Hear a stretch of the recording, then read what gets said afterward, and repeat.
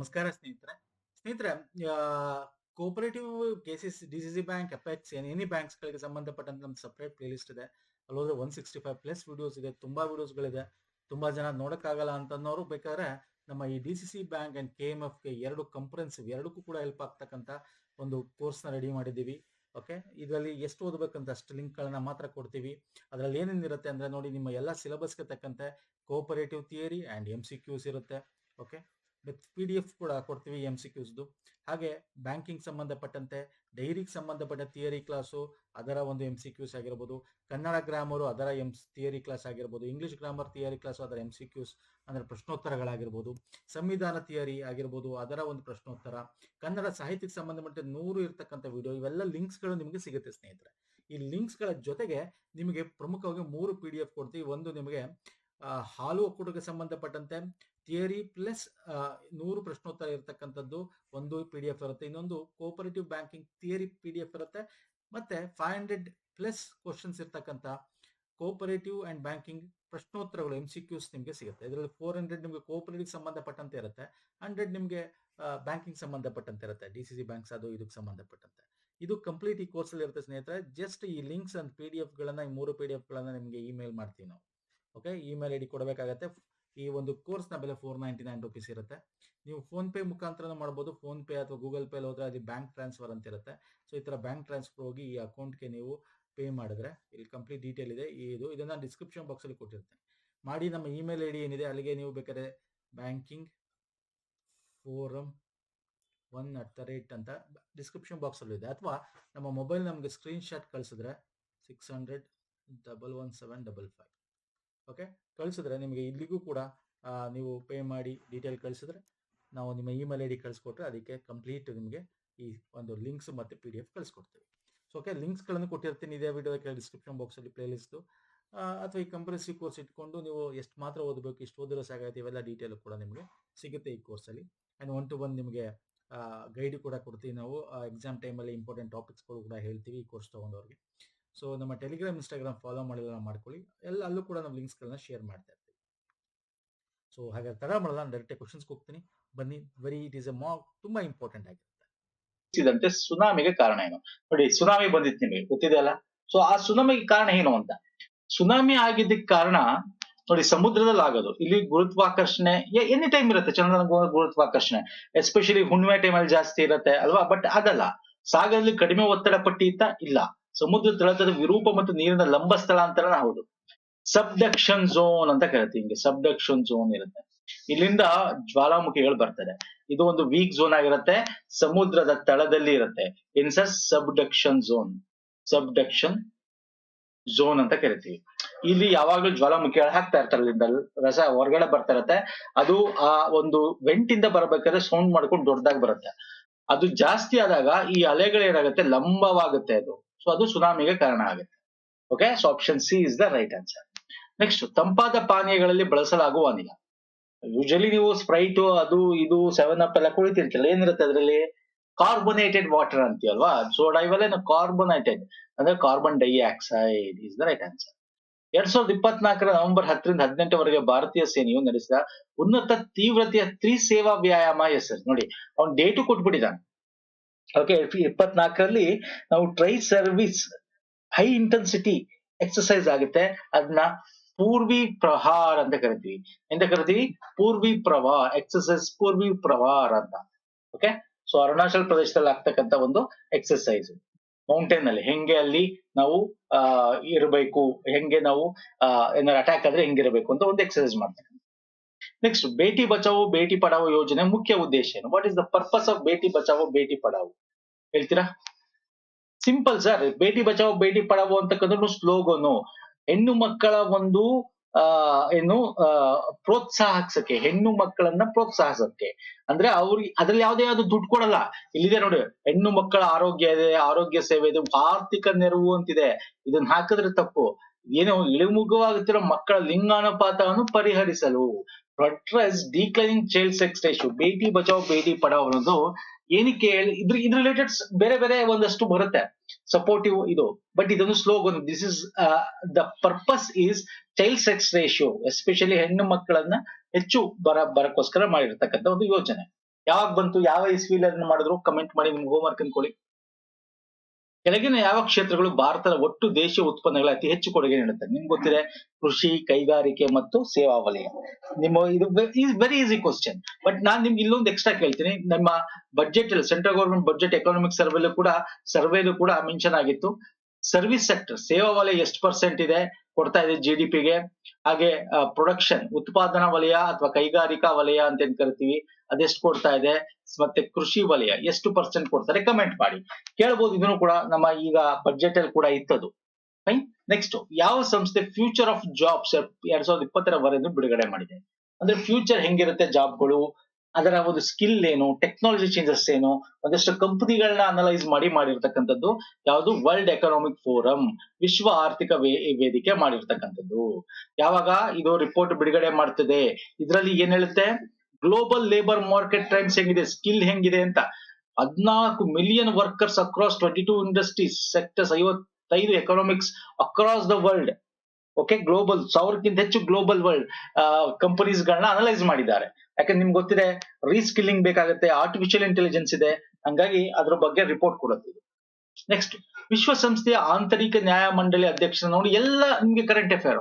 ಯಾವ ಭಾರತೀಯರನ್ನು ನೇಮಿಸಲಾಗಿದೆ ನೋಡಿ. ಯಾವಾಗ್ಲೂ ಒಂದು ನಾನು ನಿಮಗೆ ಮಂತ್ಲಿ ಕರೆಂಟ್ ಅಫೇರ್ ಮಾಡ್ಬೇಕಾದ್ರೆ ಹೇಳ್ತಾ ಇರ್ತೀನಿ ನಿಮ್ಗೆ. ಯಾವಾಗ ಭಾರತದವರು ಅಂತಾರಾಷ್ಟ್ರೀಯ ಸಂಸ್ಥೆಗಳ ನೇಮಕ ಆಗ್ತಾರೆ, ಪ್ರಶಸ್ತಿಗಳು ತಗೋತಾರೆ ಅಂತದ್ ನೋಡ್ಕೊಳ್ಳಿ. ಆಮೇಲೆ ಮಹಿಳೆಯರು ಯಾರು ಭಾರತದಲ್ಲಿ ಯಾವುದೇ ಒಂದು ಸ್ಥಾನಕ್ಕೆ ಹೋದ್ರೆ, ಫಸ್ಟ್ ಟೈಮು ಅಥವಾ ಒಳ್ಳೆ ಸ್ಥಾನಕ್ಕೆ ಹೋದ್ರೆ ಅಂತದ್ ನೋಡ್ಕೊಂಡು ಅಂತದ್ ಎಕ್ಸಾಮ್ ಅಲ್ಲಿ ಕೇಳ್ತಾರೆ. ಸೊ ಇಲ್ಲಿ ರೈಟ್ ಆನ್ಸರ್ ಯಾರು ಸರ್? ಯಾರು ಹೇಳ್ತೀರಾ? ಮದನ್ ಲೋಕರ್ ಅಲ್ವಾ? Yes, justice Madan B Lokur ಅವರು United Nation internal justice council ನ ಹಾಗೆ ನೆಕ್ಸ್ಟ್ 4 years ಇದಕ್ಕೆ ಚೇರ್ಪರ್ಸನ್ ಆಗಿದ್ದಾರೆ. ನೆಕ್ಸ್ಟ್, ರಾಷ್ಟ್ರೀಯ ಮಹಿಳಾ ಆಯೋಗದ ಅಧ್ಯಕ್ಷರಾಗಿ ಯಾರು ನೇಮಕೊಂಡ್ರು? ಯಾರು ಮಹಿಳಾ? ನಿಮ್ಗೆ ಹೇಳಿದ ಈಗ ತಾನೆ, ವುಮನ್, ವೆರಿ ಇಂಪಾರ್ಟೆಂಟ್. ಯಾರು ಸರ್? ಯಾರು ಹೇಳ್ತೀರಾ? ವಿಜಯ್ ಕಿಶೋರ್ ರಹತಕ್ಕರ್. ಯಾರು sir? Vijay Kishore Rahatkar. Okay. Next, ಹೊಸದಾಗಿ ಲೋಕಸೇವಾ ಆಯೋಗದ ಎಷ್ಟನೇ ಅಧ್ಯಕ್ಷರು? ಅದು ಗೊತ್ತಿರ್ಬೇಕು ನಿಮ್ಗೆ. ಹೊಸದಾಗಿ UPSC-ಗೆ ಅಧ್ಯಕ್ಷತೆ ವಹಿಸ್ಕೋತಾರೆ, ಅವ್ರು ಎಷ್ಟನೇ ಅವರು? ಇವರು ಕೂಡ ಮಹಿಳೆಯರು, very important. Preeti Sudan is the right answer. So ಇಲ್ಲಿ ಕೇಳ್ತಾರೆ 9th ಚೇರ್ಪರ್ಸನ್ ಯಾರು ಸರ್? ನ್ಯಾಷನಲ್ ವುಮೆನ್ ಕೌನ್ಸಿಲ್ ಅಧ್ಯಕ್ಷರಾಗಿರ್ತಕ್ಕಂಥದ್ದು ಇವರು ಪ್ರೀತಿ ಸುಡಾನ್. ಇದಕ್ಕಿಂತ ಮುಂಚೆ ಇದ್ದಿದ್ದು ಯಾರು? ಮನೋಜ್ ಸೋನಿ ಅವರು ಇರ್ತಾರೆ. ಅವರ ನಂತರ ಇವ್ರು ಬರ್ತಾರೆ ಆಗಸ್ಟ್ ಅಲ್ಲಿ 2024 ಐ ಥಿಂಕ್ ಸೊ. ಎಸ್, ಅವಾಗ ಬರ್ತಾರೆ. ಇವ್ರು 2022ರಿಂದ ಕೂಡ ಮೆಂಬರ್ ಆಗಿದ್ರು. ಈಗ ಆ UPSC ಚೇರ್ಮನ್ ಆಗಿದ್ದಾರೆ, ಪ್ರೀತಿ ಸುಡಾನ್ ಅಂತಕ್ಕಂಥ. ಇವ್ರು 34ನೇ ಚೇರ್ಮನ್, ಅದು ಕೂಡ ಗೊತ್ತಿರಲಿ, ವೆರಿ ಇಂಪಾರ್ಟೆಂಟ್. ನೆಕ್ಸ್ಟ್, ಕೆಳಗಿನ ಯಾವ ಅಂತಾರಾಷ್ಟ್ರೀಯ ಸಂಸ್ಥೆ ಜಾಗತಿಕ ವ್ಯಾಪಾರ ಮತ್ತು ಆರ್ಥಿಕ ಸಹಕಾರ ಉತ್ತೇಜಿಸುವ ಜವಾಬ್ದಾರಿಯನ್ನು ಹೊಂದಿದೆ? Very easy question. ನಮ್ಮ ಇಂಟರ್ನ್ಯಾಷನಲ್ ಟ್ರೇಡ್ ರಿಲೇಟೆಡ್ ನೋಡ್ಕೊಳ್ಳೋದು ವರ್ಲ್ಡ್ ಟ್ರೇಡ್ ಆರ್ಗನೈಸೇಷನ್ ಅಥವಾ ವಿಶ್ವ ವ್ಯಾಪಾರ ಸಂಸ್ಥೆ ಅಂತ ಕರೀತೀವಿ. ನೆಕ್ಸ್ಟ್, ಯಾವ ದೇಶವು ನವೆಂಬರ್ 2024 ಸ್ಪೇನ್ ನ ಮಲಗಾದಲ್ಲಿ ಡೇವಿಸ್ 2024 ಒಂದು ವಿಶ್ವಕಪ್ ಅನ್ನು ಗೆದ್ದಿದೆ? ಇದು ಸ್ಪೇನ್ ನಲ್ಲಿ ನಡೆಯುತ್ತೆ, I think so. 12th Davis Cup ಇರಬೇಕಿದು. ಇಟಲಿ ಗೆಲ್ಲುತ್ತೆ, ನೆದರ್ಲ್ಯಾಂಡ್ ಸೋಲುತ್ತೆ. ಇಟಲಿ ವರ್ಸಸ್ ನೆದರ್ಲ್ಯಾಂಡ್ ಆಗಿದೆ 2-0 ಅಂತದಲ್ಲಿ ಸೋಲುತ್ತೆ. ಮಲಗಾ ಸ್ಪೇನ್ ನಲ್ಲಿ ನಡೀತಕ್ಕಂಥದ್ದು 2024. ಓಕೆ. ನೆಕ್ಸ್ಟ್ ಬರ್ತೇನೆ.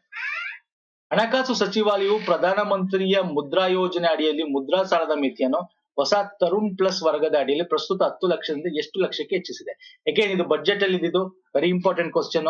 ಮುದ್ರಾ ಲೋನ್ ಬಗ್ಗೆ ನಿಮ್ಗೆ ಗೊತ್ತಿರಬೇಕು. ಶಿಶು, ಕಿಶೋರ್, ತರುಣ್, ಈಗ Tarun plus up to 20 lakhs ತನಕ. ಎಷ್ಟು ಸರ್? Up to 20 lakhs. ನಾನು ನಿಮಗೆ ತೋರಿಸ್ತೀನಿ. ಕಿಶೋರ್ ಎಷ್ಟು? ಅಪ್ ಟು 50,000 ಲೋನ್ ಕೊಡ್ತಾರೆ. ಸಾರಿ, ಕಿಶೋರ್ 50,000 ಇಂದ 5 lakhs ತನಕ, ತರುಣ್ 5 lakhs to 10 lakhs ತನಕ, ತರುಣ್ ಪ್ಲಸ್ 10 lakhs 20 lakhs ತನಕ. ಓಕೆ. ಎಸ್, ಕರ್ನಾಟಕ ಸರ್ಕಾರವು ರಾಜ್ಯದಲ್ಲಿ ತೊಂದರೆ ಮುಕ್ತ ಆಸ್ತಿ ನೋಂದಣಿ ಅನುಕೂಲ ಆಗುವಂತೆ ಪರಿಚಯ ಸಾಫ್ಟ್ವೇರ್ ಹೆಸರು. ಇವಾಗೆಲ್ಲ ನೀವು ಸೈಟ್ ರಿಜಿಸ್ಟ್ರೇಷನ್ ಮಾಡ್ಕೋಬೇಕೆಲ್ಲ ಆನ್ಲೈನ್ ಪೇಮೆಂಟ್ ಮಾಡಬೇಕು. ನೀವು ಡಾಕ್ಯುಮೆಂಟ್ಸ್ ಗಳನ್ನ ಹಾಕ್ಬೇಕು, ಅಲ್ಲಿ ಅಪಾಯಿಂಟ್ಮೆಂಟ್ ಕೊಡ್ತಾರೆ. ಆ ಡೇಟು ಆ ಟೈಮ್ಗೆ ಎಲ್ಲಿ ನೀವು ಯಾವ ಒಂದು ಸೆಂಟ್ರಲ್ಲಿ ರಿಜಿಸ್ಟ್ರೇಷನ್ ಹಾಕಿರ್ತೀರಾ ಆ ಸೆಂಟರ್ ಹೋಗಿ ಮಾಡಿಸ್ಕೋಬೇಕಾಗುತ್ತೆ. ಸೊ ಇದನ್ನ ನಾವು ಕಾವೇರಿ 2.0 ಅಂತ ಕರಿತೀವಿ. ಇವಾಗೆಲ್ಲ ಆನ್ಲೈನ್, ಮೊದಲು ತರ ಅಲ್ಲ. ಓಕೆ. Yes sir. ನೆಕ್ಸ್ಟ್ ಬರ್ತೀನಿ. ಭಾರತೀಯ ಮಸಾಲೆ ಮಂಡಳಿ ಪ್ರಧಾನ ಆಗೈತೆ ನೋಡಿ. ಮಸಾಲೆ ಅಂದ ತಕ್ಷಣ ನಿಮ್ಗೆ ಗೊತ್ತಾಗ್ಬೇಕು. ಸ್ಪೈಸ್ ಬೋರ್ಡ್, ಸ್ಪೈಸಸ್ ಜಾಸ್ತಿ ನಾವು ಕೇರಳದಲ್ಲಿ ಬೆಳಿತೀವಲ್ವಾ. ಕೇರಳ ಮೊದಲು ಬಂದಿದ್ದ ಬ್ರಿಟಿಷರು ಕೇರಳಕ್ಕೆ ಸ್ಪೈಸಸ್ ನ ಹುಡ್ಕೊಂಡು. ಸೊ ಕೇರಳದಲ್ಲಿದೆ. ಎಲ್ಲಿ ಸರ್? ಕೊಚ್ಚಿ, ಕೇರಳದಲ್ಲಿ ಇರ್ತಕ್ಕಂಥದ್ದು. ಮಣ್ಣಿನ ಆರೋಗ್ಯ ಕಾರ್ಡ್ ಯೋಜನೆಯನ್ನು ಪ್ರಧಾನಿ ಶ್ರೀ ನರೇಂದ್ರ ಮೋದಿ ಅವರು ಎಷ್ಟರಲ್ಲಿ ಪ್ರಾರಂಭಿಸಿದ್ರು? Soil health card. ಏನಕ್ಕೆ ಸಾಯಿಲ್ ಹೆಲ್ತ್ ಕಾರ್ಡ್ ಮಾಡ್ತೀವಿ? ಸಾಯಿಲ್ ನಲ್ಲಿ ಇರ್ತಕ್ಕಂಥ ಮೈಕ್ರೋ ಮ್ಯಾಕ್ರೋ ನ್ಯೂಟ್ರಿಯೆಂಟ್ಸ್ ನ ಮೆಜರ್ ಮಾಡಕ್ಕೆ. ಓಕೆ, ಅದ್ರ ಪ್ರಕಾರ ನೀವು ಆ ಒಂದು ಸಾಯಿಲ್ ಹೆಲ್ತ್ ಕಾರ್ಡ್ ಅಲ್ಲಿ ಮೆನ್ಷನ್ ಆಗಿದೆ, ಅದ್ರ ಪ್ರಕಾರ ನೀವು ಗೊಬ್ಬರ ಹಾಕ್ಬೇಕು ಅಂತ. ಓಕೆ, 2015ರಲ್ಲಿ ಬರ್ತಕ್ಕಂತ ಒಂದು ಯೋಜನೆ. ಫಸ್ಟ್ ಅದರ ಸ್ಲೋಗನ್ನು ಕೂಡ ತಿಳ್ಕೊಂಡಿರಿ, ಸ್ವಸ್ಥ ಧಾರ ತೋ ಕೇತ್ ಹರ ಅಂತ. ಸ್ವಸ್ಥ ಧಾರ ತೋ ಕೇತ್ ಹರ, ಒಳ್ಳೆ ಹಸಿರಾಗಿ ಬೆಳುತ್ತೆ, ಅದು ಒಳ್ಳೆ ಭೂಮಿ ಆಗಿದ್ರೆ, ಮಣ್ಣಾಗಿದ್ರೆ ಅಲ್ವಾ. 2015ರಲ್ಲಿ ಮಾಡ್ತಕ್ಕಂಥದ್ದು. ಇದರಲ್ಲಿ soil health card includes informations about 12 parameters.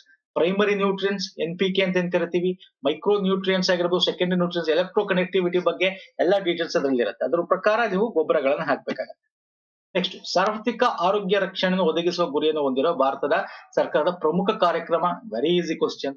Ayushman Bharat ಎಷ್ಟಲ್ಲಿ ಬಂತಿದ್ದು ಹೇಳ್ತೀರಾ? ಎಷ್ಟನೇ ಇಸ್ವಿಲ್ ಬಂತು Ayushman Bharat? 2018 September, I think so ಅಲ್ವಾ? ಎಸ್. ಭಾರತದ ಅತ್ಯುನ್ನತ ಶೌರ್ಯ ಪ್ರಶಸ್ತಿ ಯಾವುದು?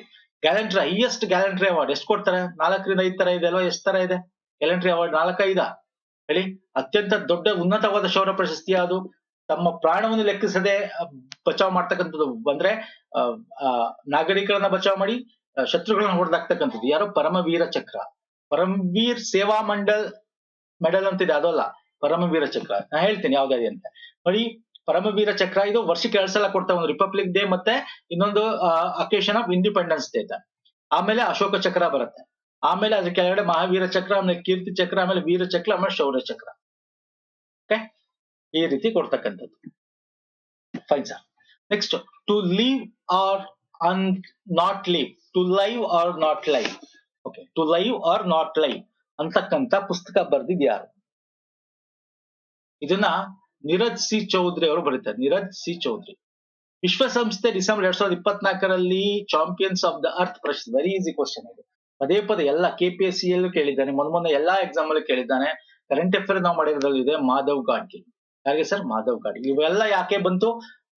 Gadgil report, Kasturi Rangan report, western Ghats, ಪಶ್ಚಿಮ ಘಟ್ಟಗಳ ಬಗ್ಗೆ. So very important.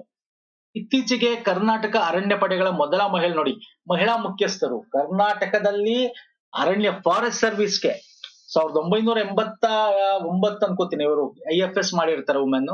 ಓಕೆ, ಯಾರು?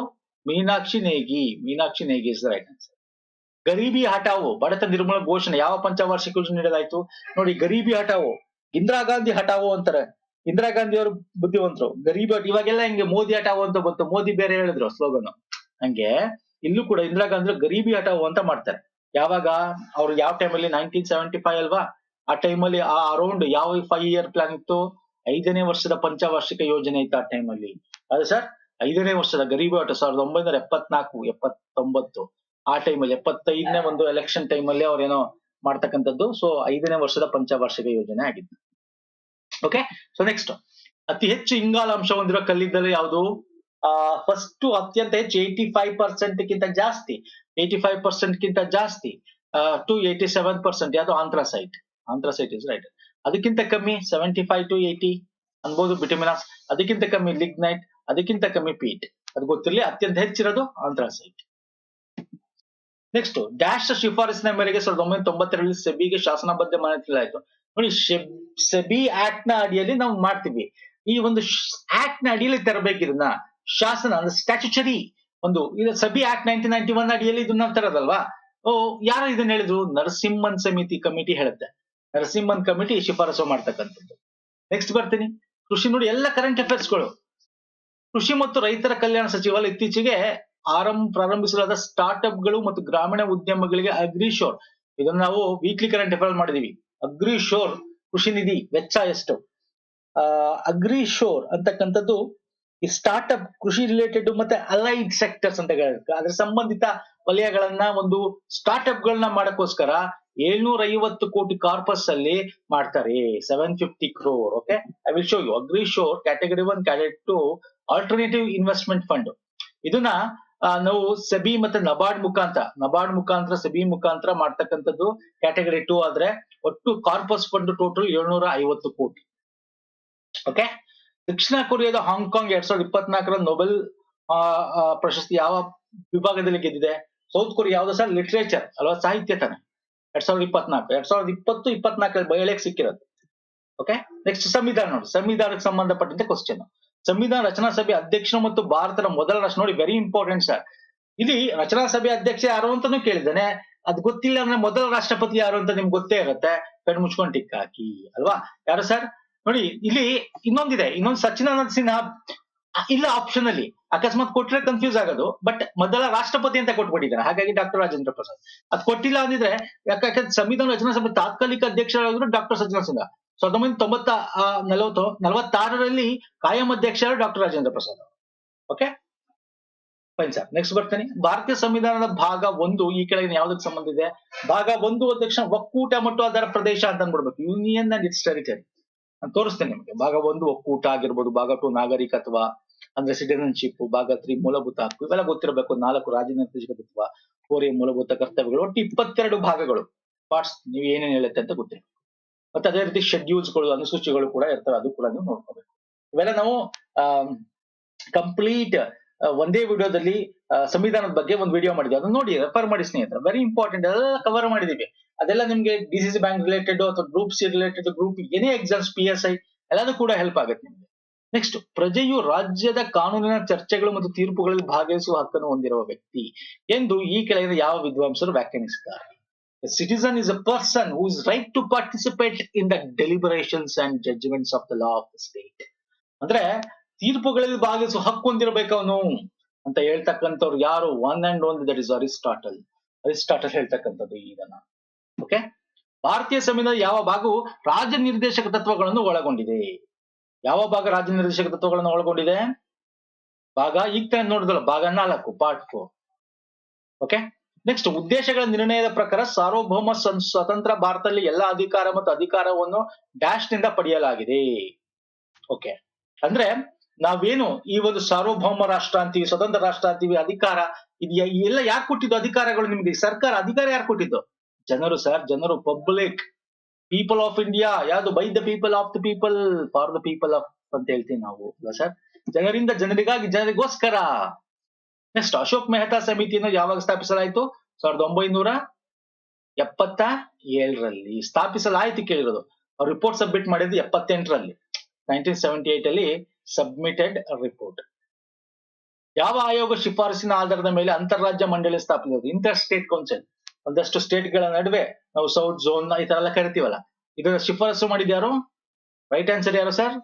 ಸರ್ಕಾರಿ ಆಯೋಗ, ಸರ್ಕಾರಿಯ ಆಯೋಗ. ಯಾವಾಗ? 1990ರಲ್ಲಿ ರಿಪೋರ್ಟ್ ಸಬ್ಮಿಟ್ ಆಗುತ್ತೆ. 1983ರಲ್ಲಿ ಆ ಒಂದು ಆಯೋಗನ ಸ್ಥಾಪನೆ ಮಾಡ್ತಾರೆ. ಭಾರತದ ಕೇಂದ್ರಾಡಳಿತ ಪ್ರದೇಶಗಳ ಲೋಕಸಭೆ ಎಷ್ಟು ಸದಸ್ಯರು ಚುನಾವಣೆ ಆಗ್ತಾರೆ? ಲೋಕಸಭೆ ನಿಮ್ಗೆ ಗೊತ್ತಿದೆ, ಮ್ಯಾಕ್ಸಿಮಮ್ 550 ಇರಬೇಕು. ಇದು ವೆರಿ ಇಂಪಾರ್ಟೆಂಟ್. ಇವಾಗೆಲ್ಲ ಸುದ್ದಿಲೇ ನೋಡ್ಕೋಬೇಕು ಸ್ನೇಹಿತರೆ. ಇದರಲ್ಲಿ ಈಗ ಇರೋದೆಷ್ಟು? 543. ಅದರಲ್ಲಿ 20 ಜನ ಯೂನಿಯನ್ ಟೆರಿಟರಿಯಿಂದ ಬರ್ತೀವಿ, 20 ಪೀಪಲ್ ಯೂನಿಯನ್ ಟೆರಿಟರಿಯಿಂದ ಬರ್ತೀವಿ. ಭಾರತದ ಸಂವಿಧಾನ ಯಾವ ತಿದ್ದುಪಡಿ ಕಾಯ್ದೆ ಭಾರತದಲ್ಲಿ ಪಂಚಾಯತ್ ಮತ್ತು ಪುರಸಭೆಗೆ ಸಾಂವಿಧಾನಿಕ ಸ್ಥಾನಮಾನ ನೀಡಿದೆ? ವೆರಿ ಈಸಿ, 73 ಮತ್ತು 74 ತಿದ್ದುಪಡಿ. ವೆರಿ ಈಸಿ ಕ್ವಶನ್ ಆಗಿತ್ತು ಇದು. ಓಕೆ. ನೆಕ್ಸ್ಟ್ ಬರ್ತೀನಿ. ಸಂವಿಧಾನ ಪ್ರಸ್ತಾವನೆಯನ್ನು ಆತ್ಮ ಅಂದಿದ್ಯಾರು? ಆತ್ಮ ಅಂತ ಹೇಳಿದ್ದು ಠಾಕೂರ್ ದಾಸ್ ಭಾರ್ಗವ್. ಓಕೆ, ಯಾರು ಸರ್?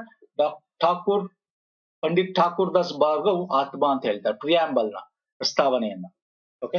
ಭಾರತ ಸಂವಿಧಾನವನ್ನು ಮೂಲತಃ ಯಾವ ಭಾಷೆಯಿಂದ ಬರೆಯಲಾಗಿದೆ? ಭಾರತ ಸಂವಿಧಾನ 2 ಭಾಷೆಯಲ್ಲಿ ಬರೀತಾರೆ, ಹಿಂದಿ ಮತ್ತು ಇಂಗ್ಲಿಷ್. ಹಿಂದಿ ಮತ್ತು ಇಂಗ್ಲಿಷ್. ಭಾರತ ಸಂಸತ್ತು ಇದನ್ನು ಒಳಗೊಂಡಿದೆ. ಸಂಸತ್ತು, ಪಾರ್ಲಿಮೆಂಟ್ ಅಂತ ತಕ್ಷಣ ಯಾರು ಸರ್? ಪಾರ್ಲಿಮೆಂಟ್ ಅಂದ್ರೆ ರಾಜ್ಯಸಭೆ ಇರಬೇಕು, ಲೋಕಸಭೆ ಇರಬೇಕು. ಅಲ್ಲಿ ಇರ್ತಕ್ಕಂಥ ಕಾನೂನು ಅಪ್ರೂವ್ ಮಾಡಿದ ಯಾರು? ನಮ್ಮ ರಾಷ್ಟ್ರಪತಿಗಳು. ಸೊ ರಾಷ್ಟ್ರಪತಿಗಳು ಇರಬೇಕು. ಓಕೆ. ಭಾರತ ಸಂವಿಧಾನದ ಯಾವ ವಿಧಿ ಏಕರೂಪ ನಾಗರಿಕ ಸಂಹಿತೆ ಹೇಳುತ್ತೆ? ನಮ್ಮ DPSP ಬರುತ್ತೆ, ರಾಜ್ಯ ನಿರ್ದೇಶಕ ತತ್ವಗಳಲ್ಲಿ 44ನೇ ವಿಧಿ ಏಕರೂಪ ಸಂಹಿತೆ. ಭಾರತದ ಅಟಾರ್ನಿ ಜನರಲ್ ಯಾರಿಗೆ ನೇಮಕ ಆಗ್ತಾರೆ? ಅಟಾರ್ನಿ 76 ಸಬ್ ಕ್ಲಾಸ್ 1 ನಲ್ಲಿ ಬರುತ್ತಲ್ಲ ವಿಧಿ ಅಲ್ವಾ? 76 ತಾನೆ? ಎಸ್. ರಾಷ್ಟ್ರಪತಿಗಳು ನೇಮಕ ಮಾಡ್ತಾರೆ. ಯಾರ ಒಂದು ಶಿಫಾರಸಿನ ಮೇಲೆ? ಪ್ರಧಾನಮಂತ್ರಿ ನೇತೃತ್ವದ ಮಂತ್ರಿಮಂಡಲದ ಶಿಫಾರಸಿನ ಮೇಲೆ. ಓಕೆ, ಯಾರು ಸರ್? ಮಂತ್ರಿಮಂಡಲದ ಶಿಫಾರಸಿನ ಮೇಲೆ, ಕೌನ್ಸಿಲ್ ಆಫ್ ಮಿನಿಸ್ಟರ್ಸ್ ಅಂತ ಕರಿತೀವಿ. ಭಾರತದ ಮುಖ್ಯ ಚುನಾವಣಾ ಆಯುಕ್ತರನ್ನು ಯಾರು ನೇಮಕ ಮಾಡ್ತಾರೆ? ಈಗ ಮೊನ್ನೆ ಕೂಡ ಕೇಳಿದ್ದೆ ಇದು. ಈ ಹೊಸದಾಗಿ ಚುನಾವಣಾ ಆಯುಕ್ತರನ್ನ ನೇಮಕ ಮಾಡಿದ್ದಾರೆ ಅಲ್ವಾ? 324ನೇ ವಿಧಿ ಅಲ್ವಾ ಸರ್? ಯಾರು? ರಾಷ್ಟ್ರಪತಿಗಳು. ಅಗೇನ್ ಯಾರ ಒಂದು ಶಿಫಾರಸಿನ ಮೇಲೆ? PM ಮತ್ತೆ ಯೂನಿಯನ್ ಕ್ಯಾಬಿನೆಟ್ ಮಿನಿಸ್ಟರ್ ಒಬ್ರು ಇರ್ತಾರೆ. ಆಮೇಲೆ ಅಪೋಸಿಷನ್ ಲೀಡರ್ ಇರ್ತಾರೆ. ನೆಕ್ಸ್ಟ್, ಭಾರತದ ಪ್ರಧಾನಮಂತ್ರಿ ಆಗಲು ಅಗತ್ಯವಿರುವ ಕನಿಷ್ಠ ವಯಸ್ಸು ಲೋಕಸಭೆಗೆ ಆಯ್ಕೆ ಆಗಕ್ಕೆ ಎಷ್ಟಿರುತ್ತೆ ಅಷ್ಟೇ ವಯಸ್ಸು. ಅಷ್ಟೇ ವಯಸ್ಸಿರ್ಬೇಕು. ಎಷ್ಟು ಲೋಕಸಭೆಗೆ ಆಯ್ಕೆ ಆಗಕ್ಕಿರೋದು ವಯಸ್ಸು? 25 ಅಲ್ವಾ? ಲೋಕಸಭೆ MP ಆಗಕ್ಕೆ ಎಷ್ಟು ವಯಸ್ಸು? 25 ತಾನೆ. ಎಸ್. ಭಾರತೀಯ ಸಂವಿಧಾನ 8ನೇ ಅನುಸೂಚಿ ಹೇಳುತ್ತೆ, 8th ಶೆಡ್ಯೂಲ್ ಏನ್ ಹೇಳುತ್ತೆ? ಭಾಷೆಗಳು. ಎಷ್ಟು ಭಾಷೆಗಳಿದೆ? ಅಧಿಕೃತ ಭಾಷೆಗಳು 22 ಭಾಷೆಗಳು. Okay sir? ಎಸ್. ನೆಕ್ಸ್ಟ್, ಅಸ್ಪೃಶ್ಯತೆ ನಿರ್ಮೂಲನೆಗೆ ಮತ್ತು ಯಾವುದೇ ರೂಪದಲ್ಲಿ ಅದ ಆಚರಣೆ ನಿಷೇಧಿಸಲಾಗಿದೆ. ಅಸ್ಪೃಶ್ಯತೆ ನಿಷೇಧ ಯಾವ ಸಂವಿಧಾನದಲ್ಲಿ ಯಾವ ವಿಧಿಯಲ್ಲಿ ಬರುತ್ತೆ ನೋಡಿ? ಇದು ಮೂಲಭೂತ ಹಕ್ಕುಗಳು ನೋಡ್ಕೋಬೇಕು, ನೋಡ್ಕೊಂಡು ಹೋಗಿ ಎಕ್ಸಾಮ್ಗಿಂತ ಮುಂಚೆ ಸ್ನೇಹಿತರೆ. ಆರ್ಟಿಕಲ್ 17 ಅಲ್ಲ ಸರ್? ಮೂಲಭೂತ ಹಕ್ಕುಗಳ ಆತ್ಮ ಯಾವುದು? 32 ವಿಧಿ 32 ಸಂವಿಧಾನಾತ್ಮಕ ಪರಿಹಾರಗಳ ಹಕ್ಕು ಅಲ್ಲ ಸರ್? ನೋಡಿ, ಅಸ್ಪೃಶ್ಯತೆ ನಿಷೇಧ 17ನೇ ವಿಧಿ. Okay, yes sir. ನೆಕ್ಸ್ಟ್ ಹೋಗೋಣ ಬನ್ನಿ. ಕೇಂದ್ರ ಲೋಕ ಸೇವಾ ಆಯೋಗವನ್ನು ಭಾರತೀಯ ಸಂವಿಧಾನ ಯಾವ ವಿಧಿ ಅಡಿಯಲ್ಲಿ ಸ್ಥಾಪಿಸಲಾಯಿತು? UPSC ಯನ್ನು ಸ್ಥಾಪನೆ ಮಾಡಿದ್ದು 315ರಿಂದ 323 ಆರ್ಟಿಕಲ್ ತನಕ ಬರುತ್ತೆ. 315ನೇ ಆರ್ಟಿಕಲ್ ಅದರ ಸ್ಥಾಪನೆ ಬಗ್ಗೆ ಹೇಳುತ್ತೆ. So option 1 is the right answer. ಭಾರತದ ಸಂವಿಧಾನ ಯಾವ ತಿದ್ದುಪಡಿಯು ಮಂತ್ರಿಗಳ ಸಂಖ್ಯೆಯನ್ನು ಮಿತಿಗೊಳಿಸಿದೆ? 15% ಗಿಂತ ಜಾಸ್ತಿ ಆಗಂಗಿಲ್ಲ. ಯಾವ್ದದು? 91ನೇ ಸಂವಿಧಾನ ತಿದ್ದುಪಡಿ 2002 ಅಲ್ವಾ? If I am not wrong. ಪಕ್ಷಾಂತರ ನಿಷೇಧ ಕಾಯ್ದೆ ಸಂಸತ್ನಲ್ಲಿ ಜಾರಿಯಾದ ವರ್ಷ 1985. ಎಷ್ಟನೇ ತಿದ್ದುಪಡಿ ಯಾವುದು ಸರ್? 52ನೇ ತಿದ್ದುಪಡಿ ಅಲ್ವಾ? 52ನೇ ತಿದ್ದುಪಡಿ. ಎಷ್ಟನೇ ಶೆಡ್ಯೂಲ್ ಅಲ್ಲಿ ಬರುತ್ತಿದ್ದು? 10th ಶೆಡ್ಯೂಲ್ ಅಲ್ಲಿ ಬರುತ್ತೆ ಅಲ್ವಾ? ಎಸ್. ಭಾರತೀಯ ಸಂವಿಧಾನ 2ನೇ ಭಾಗ ಯಾವುದು ಸರ್? Second part. ಈಗ ನೋಡಿದ್ವಲ್ಲ, ನಾನು ತೋರಿಸಿದ ನಿಮ್ಗೆ. ಪಾರ್ಟ್ 1 ಒಕ್ಕೂಟ ಮತ್ತು ಅದರದ್ದು ಇದ್ರ ಸಂಬಂಧ. 2ನೇದು ಸಿಟಿಜನ್ಶಿಪ್, ನಾಗರಿಕತ್ವ, ಸಿಟಿಜನ್ಶಿಪ್ ಅಂತ ನೋಡಿ. ಮಾಹಿತಿ ಹಕ್ಕು ಕಾಯ್ದೆ ಯಾವಾಗ ಇದು ಅಮೆಂಡ್ಮೆಂಟ್ ಆಗ್ತಾನೆ ಇರುತ್ತೆ, ಬಟ್ ಫಸ್ಟ್ ಸ್ಟಾರ್ಟ್ ಆಗಿದೆ ಯಾವಾಗ? ರೈಟ್ ಟು ಇನ್ಫಾರ್ಮೇಶನ್ ಆಕ್ಟ್ ಅಂತ ಕರಿತೀವಿ. Right of information act 2005. Option C. ನೋಡಿ, ಇದಿಷ್ಟು ಪ್ರಮುಖವಾಗಿ ಡಿಸ್ಕಸ್ ಮಾಡಿದ್ವಿ. ನಾವು ಪ್ಲೇ ಲಿಸ್ಟ್ ಕೊಡ್ತೀನಿ DCC ಬ್ಯಾಂಕ್, ಅಥವಾ ಇದೆಲ್ಲ ನಿಮ್ಗೆ ಎಲ್ಲ ಎಕ್ಸಾಮ್ ಹೆಲ್ಪ್ ಆಗುತ್ತೆ. ಇನ್ನು ಕನ್ನಡ, ಇಂಗ್ಲಿಷ್ ಮತ್ತೆ ಕೋಪರೇಟಿವ್ ಸಂಬಂಧಪಟ್ಟಂತ ಪ್ರಶ್ನೆ ಅದು ಮುಂದಿನ ಪಾರ್ಟ್ ಗಳಲ್ಲಿ ಡಿಸ್ಕಸ್ ಮಾಡ್ತೀನಿ. ಇಷ್ಟ ಆಗಿದೆ ಅನ್ಕೋತೀನಿ. ಲೈಕ್ ಮಾಡಿ, ಶೇರ್ ಮಾಡಿ. ನೋಡಿ, GK ಆಲ್ಮೋಸ್ಟ್ ಕರೆಂಟ್ ಅಫೇರ್ ಕೇಳಿದ್ದ. ಇದು ಮುಂದೆ ಬರೋ ಎಕ್ಸಾಮ್ಗೂ ನಿಮಗೆ ಗ್ರೂಪ್ಸಿಗೂ ಹೆಲ್ಪ್ ಆಗುತ್ತೆ. ಸೊ ನಮ್ಮ ಟೆಲಿಗ್ರಾಮ್, ಇನ್ಸ್ಟಾಗ್ರಾಮ್ ಫಾಲೋ ಮಾಡಿ. ಲಿಂಕ್ ಡಿಸ್ಕ್ರಿಪ್ಷನ್ ಬಾಕ್ಸ್ ಅಲ್ಲಿ ಇದೆ. ಮತ್ತೆ ಪ್ಲೇ ಲಿಸ್ಟ್ ಲಿಂಕ್ ಗಳನ್ನು ಕೊಟ್ಟಿರ್ತೀನಿ. ನೆಕ್ಸ್ಟ್ ವಿಡಿಯೋ ಪುನಃ ಸಿಗ್ತೀನಿ. ನಮಸ್ಕಾರ.